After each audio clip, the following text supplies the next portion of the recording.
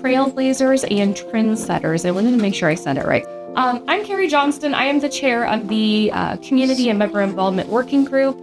Missy brought this idea to our group a few months ago. We all thought it was fantastic. And then Angela Williams jumped in and said, I'll help you with this. So between the two of them and our CCAR staff, we've pulled this together, and I think it's going to be a fantastic event. Well, what's the salary? And she said, nothing. And I said, what are the benefits? And she said, there are none. And I'm like, this sounds great, sign me up. Being able to have that full circle moment and understanding that we really do change lives, that's one of the things I'm most proud of. I was asked, please apply for leadership, like me, you really think I could do that? And then you do it, it does take your confidence to the next level.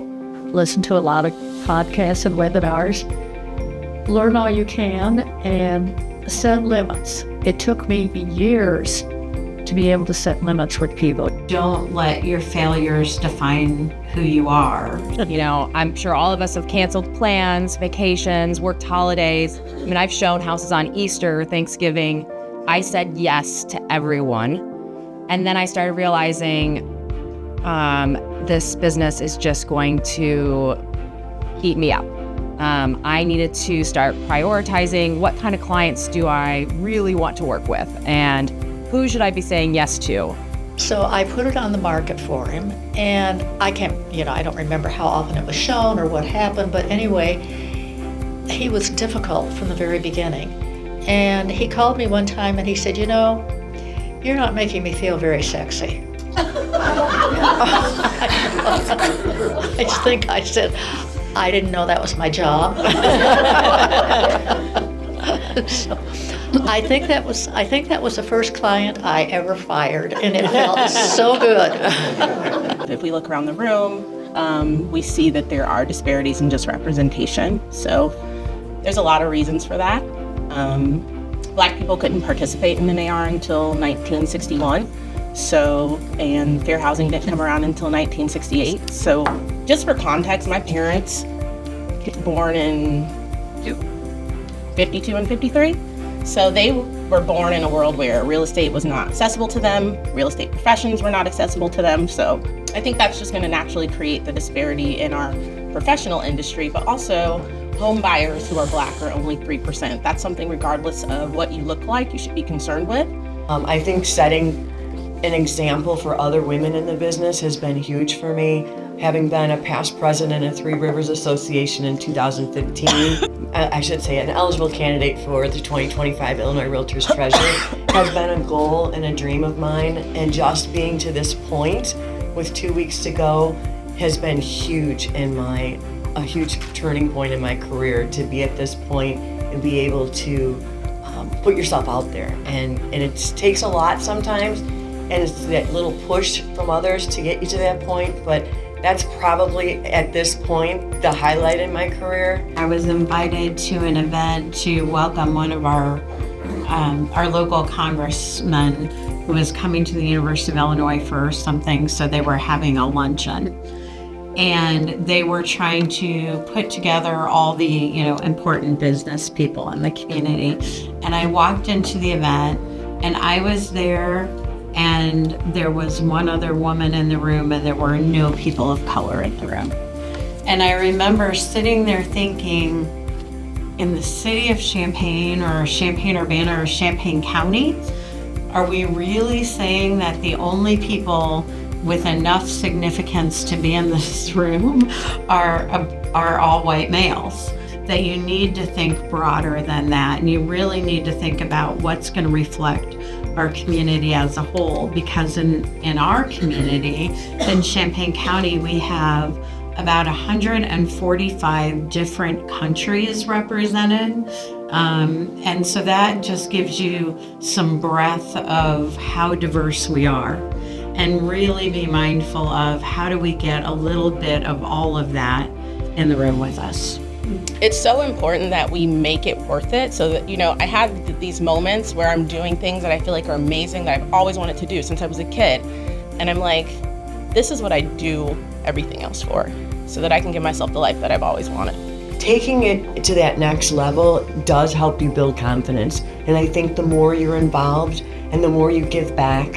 I mean, everyone in this room, I'm about to say, I believe, are servant leaders. And to be a servant leader does build your confidence in more ways than one, not only for your profession and your career, but personally as well. I also would say find like 2 to 3 agents that you look up to and start hounding them. Like ask them, for advice, and ask if you can get together with them and, what their business plan looks like and what their goals are and how just everything about them. I actually meet with Katie Roostrom every other week. We've been doing this for now, I think, a year and a half. And it started out because I was just like, she is amazing. I'd like to know how she does what she does.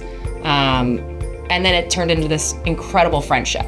So it's like you just need to find someone that you can gravitate towards that makes you better and raise the bar even higher from there. Because I think being humble, it produces a discipline in your life that is necessary for all the success you will ever want to have. But not too humble. That's the other part of it. Because if you're too humble, the opportunities and the, things that come to you in your life because of your hard work and because of that discipline and because of that humility, you won't be able to accept them. You won't be able to accept those things because you don't think you deserve it. So being humble, but being able to balance that with understanding that you do deserve the good things that'll happen to you. So I got into real estate, and then I would say, I don't know how long, probably the first 7 years, I still never thought I would be in real estate or stay in Champaign. And I would constantly say, well, I'm only doing this temporarily. When I get my real job, then I'll do X, Y, Z. And one of my good friends and realtor, Bob Carley, literally just looked at me and he was like, you gotta stop. He's like, if you would just focus on one thing and focus on real estate, you'd be so successful. And it was really that conversation where I was like, okay, you know what? Maybe I will do this for real. Now I love the community. I love the Midwest. I finally understand how people say like, oh, the sunsets and the fields are really nice to look at. And I love the raising 2 children here and how safe it is. I like the simplicity of my life here and how successful I can be once I fully embraced. So my error was just not taking myself or my business seriously enough because I missed out on many years where I could have built an even better foundation. It's balance, but I think confidence, if you have the confidence when you have a situation where they call you honey or sweetheart, at 27 or 25 years old, to be able to overcome that and move forward would be huge, right? If we could go back to that. I'm like, what's the outcome that I want? Sometimes I'm like, you know what? Screw this. I don't need this. But sometimes I'm like, you know what? This is their experience. This is how they're choosing to approach this experience. Let me flip it and be a little bit more positive. Something that, Kim said, and also that PJ always encourages is positivity. And let's see how I can get the best outcome from this. And maybe the next time they deal with a woman who looks like me, they won't deal with them the same way. So my greatest accomplishment is about 4 years ago, I was sitting at the RE/MAX Awards breakfast that we host annually. And there's certain levels of production that you get cut off at. And I was consistently always in the 100% club. And I saw Eric Porter get up and receive his year after year. And I thought, you know what? Like, I want that award. So I wrote it down and I was like, I want the Platinum Award.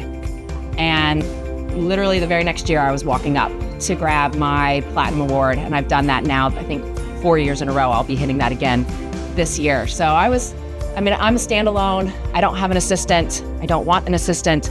I don't want a team.